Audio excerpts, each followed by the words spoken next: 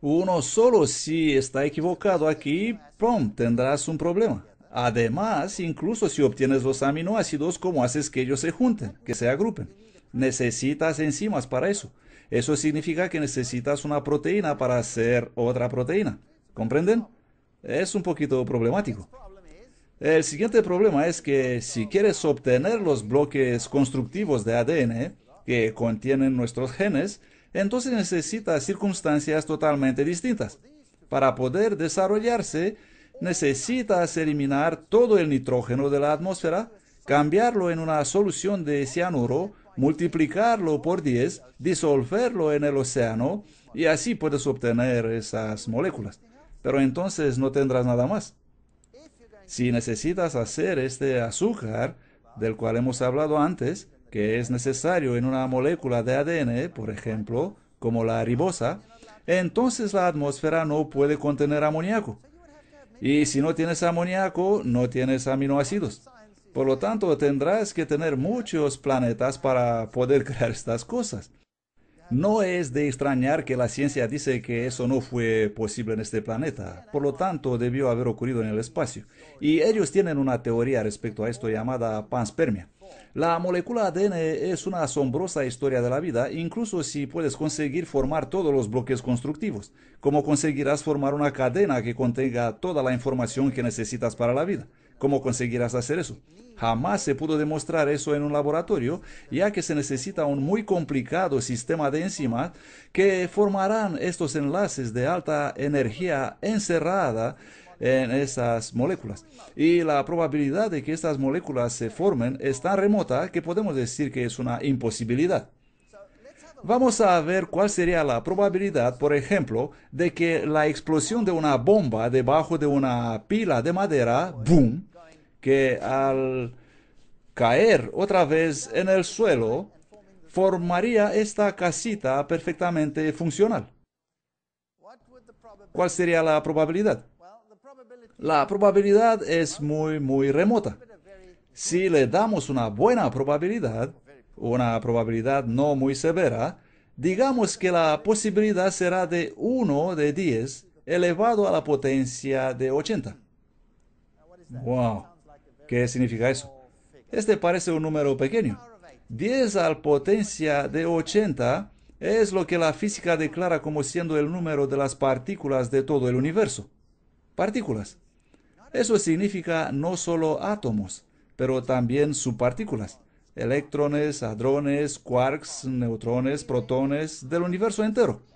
¿Cuántos átomos contiene una cabeza de alfiler? Billones y billones y billones y billones y billones y billones, ¿correcto? Así que imagínese cuántos átomos hay en todo el universo. Suena alucinante, pero como número es solo 10 con 80 ceros detrás. No es un número muy grande cuando lo estás mirando, pero eso es realmente alucinante, imposible de calcular o comprender. Entonces, ¿cuál sería la probabilidad? ¿Cuál sería la probabilidad de que un solo gen llegue a existir por casualidad? Se necesitan 3 nucleótidos para codificar un aminoácido en una proteína y vamos a tomar una simple proteína que contiene cientos de aminoácidos, como hemoglobina, por ejemplo, que contiene 600 aminoácidos y es una proteína simple. Así que necesitas 300 nucleótidos en la secuencia correcta. ¿Cuál es la probabilidad de que eso ocurra por casualidad? Bueno, la probabilidad es de 10 a la potencia de 127. Eso es como si, ¡boom!, Nueva York fuera establecida enteramente así como está hoy por una explosión nuclear. ¿Pueden creer eso? Pues necesitarías mucha fe para creer eso. Si miramos estas moléculas de ADN podemos ver que es una construcción magistral. Consiste en estas dos espirales que forman el marco de las moléculas de fósforo y las bases entre ellas, y en la secuencia en que están basadas se encuentra la información sobre todo lo que ocurre en la célula. A estos genes nosotros llamamos genotipo. Y cuando estos genes son expresados, Los llamamos fenotipos. Permítame explicar esos términos. Es muy importante que podamos comprender cómo la ciencia describe los eventos evolutivos alrededor del sistema genético. El genotipo se compone de todos los genes realmente presentes en el cigoto, es decir, en el óvulo fecundado. Todos los genes que yo tengo componen mi genotipo, pero no todos los genes que tengo son expresados. Lo que es expresado es mi fenotipo. Si quieres echar un vistazo a tu fenotipo, vete y siéntate delante de un espejo, y lo vas a saber. Ese es tu fenotipo. Existe una ley de la evolución que declara lo siguiente: la selección natural solo puede operar a nivel del fenotipo, nunca a nivel de genotipo. Recuerden eso. Vamos a repetirlo. La selección natural únicamente puede operar a nivel del fenotipo, nunca a nivel del genotipo. ¿Por qué no? Permítanme ilustrar un ejemplo. Dos personas van caminando en un parque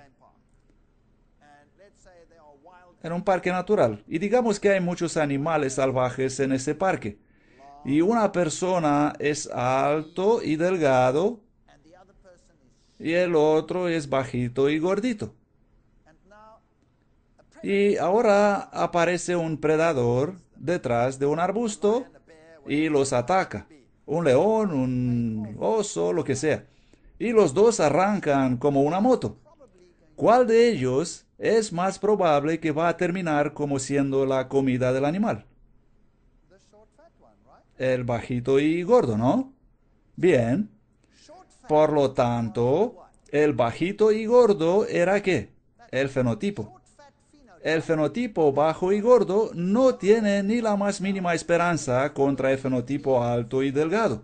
Así que, conforme a la selección natural, el bajito y gordo se va y el alto y delgado permanece.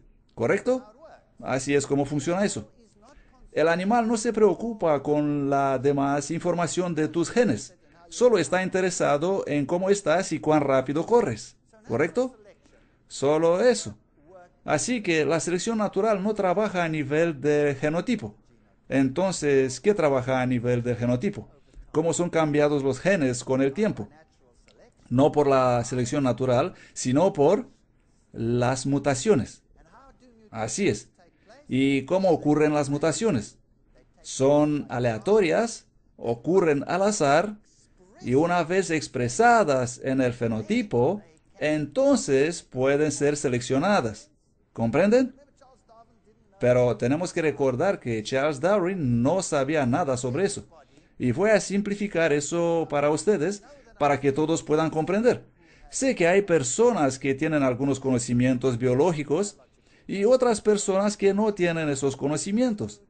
Pero yo intento llegar a todos ustedes.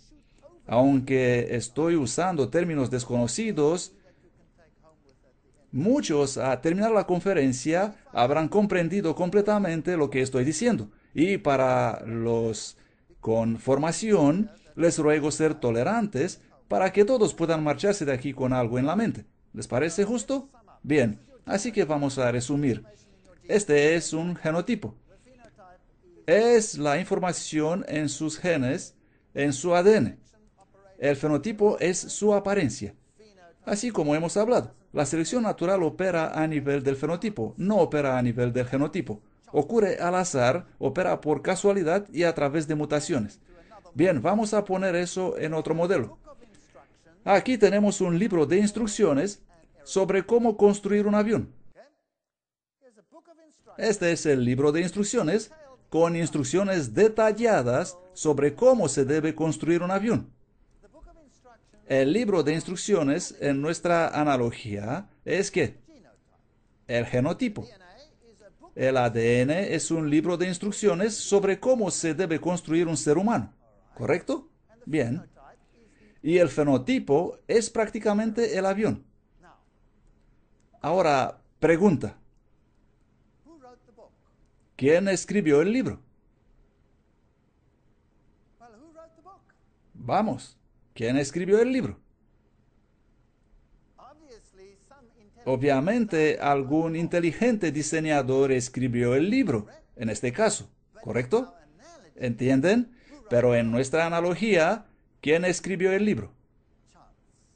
La suerte. Bueno, así dice la ciencia. La casualidad. Yo también lo puedo decir. La casualidad escribió el libro, solo para que ustedes tengan alternativas a elegir. Entonces, la casualidad escribió ese libro. Eso es increíble, con toda la información sobre cómo construir el avión. Pues eso es fascinante. Es una monstruosidad. Es terrífico. Vamos a jugar este juego. Tengo un libro. Este. Vamos a asumir, por amor a la argumentación, que este libro llegó a existir por casualidad, por mutación. Y toda la información sobre lo que sea que se va a construir está aquí. En este caso, toda la información para mi avión ha aparecido ahora por casualidad y está contenida en este libro. Oh, eso es maravilloso. Así que voy a tomar ese libro y lo voy a poner abajo, aquí, en el suelo, en la estantería. Aquí está. Y ahora voy a esperar para que aparezca el avión. Después de todo, tengo toda la información que apareció por casualidad. Allí está, todo completo. Y lo único que tiene que suceder ahora es que el avión tiene que aparecer. ¿Cuánto tiempo voy a esperar? ¿Cuánto tiempo voy a esperar? Vamos, decirme. Voy a esperar para siempre. Voy a esperar para siempre, para siempre, para siempre. ¿Es suficiente para la información que llegue a existir por casualidad, sí o no? No, si no tengo un mecanismo que pueda traducir esta información en un avión, entonces mi avión nunca aparecerá, jamás. ¿Es esto correcto o no? Por lo tanto, el libro por sí mismo, aun si pudiera existir por casualidad, es totalmente ¿qué? Inútil. Gracias. Bueno, ahora que hemos resuelto este problema, vamos a pensar en eso. Muy bien. Así que mi libro es realmente inútil sin un método de transcripción de la información en un avión. ¿Y qué necesito para cambiar la información en un avión? Ustedes díganme. Pues necesito alguna fábrica, ¿no? Y necesito que alguien interprete inteligentemente el contenido del libro y de este modo obtener el avión construido. Necesito una línea de montaje y algunos trabajadores, o si no tengo trabajadores, ¿qué necesito? Necesito máquinas o herramientas, robots si quieren, que harán el trabajo para mí, ¿correcto? Entonces, pregunta, ¿dónde o cómo fueron traducidos los mecanismos de diseño? ¿Cómo llegó a existir la fábrica? ¿Y cómo llegaron a existir los robots que finalmente construirán mi máquina para poder hacer el vuelo de prueba? Conforme a nuestra analogía, la selección natural solamente empieza a obrar cuando ocurrió ¿qué? Cuando el avión está ya presente. Así que todo el mecanismo para convertir la información en el avión, ¿cómo llegó a existir? Ustedes, díganme. Existen dos opciones, dos alternativas. Porque la selección natural solamente obrará cuando el avión estará allí. Los científicos solamente lo pueden ver y decir, oh, este vuela o no vuela, ¿correcto? Pero ¿cómo llegó a existir el mecanismo? Dadme las opciones. La primera es la casualidad. La segunda es el diseño. Diseño. Esas son las únicas posibilidades. O es la casualidad o es el diseño creativo. Esas son las únicas dos posibilidades que tenemos. Bien, ¿y cuál es la elegida por la ciencia? La casualidad. La ciencia elige la casualidad. Ahora, cuando leemos el ADN, esta es una situación muy compleja, De hecho, ni siquiera leemos un gen completo.